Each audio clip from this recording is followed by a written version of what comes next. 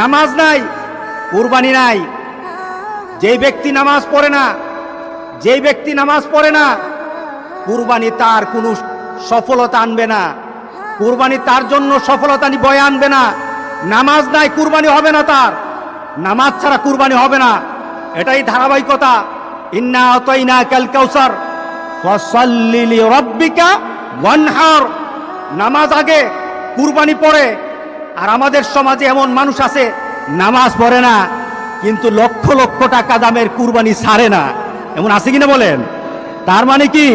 সে দিন বুঝে না, সে ইসলাম বুঝে না, সে মোহাম্মদ সাল্লাল্লাহু আলাইহি সাল্লামকে দেওয়া আল্লাহর ঘোষণাও জানে না, ইব্রাহিম আলাইহিস সালামকে দেওয়া সেই কুরবানির নীতি জানে না। এই কুরবানি তার জন্য কোনো সফলতা বয়ে আনবে না। সুতরাং যারা কুরবানি দিচ্ছেন, আপনার নামাজ নাই, উলামায়ে কেরাম কিন্তু বলেছেন যাদের সাথে নামাজ নাই, যাদের সাথে নামাজ নাই, নামাজি ব্যক্তি যেন তাদের সাথে কুরবানি না দেয়।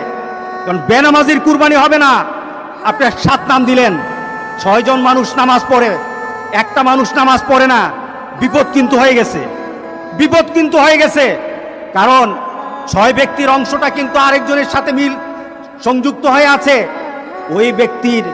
ওই ব্যক্তির বেনামাজি হওয়ার কারণে উলামায়ে কেরামের মতামত, সব উলামায়ে কেরামের মতামত, নামাজ যার থাকে না কুরবানি তার হয় না। সুতরাং আমরা আজকে সিদ্ধান্ত নেব ইনশাআল্লাহ নামাজ ছাড়বো না। রাজি আছি সবাই? কি ছাড়বো না বলেন? নামাজ ছাড়বো না। নামাজ কায়েম করার পর আপনার কুরবানি, আপনার রোজা, আপনার হজ, আপনার ইবাদত সকল কিছু নামাজকে দিয়ে মানদণ্ড করা হবে। আগে নামাজ, এরপরে সকল ইবাদত।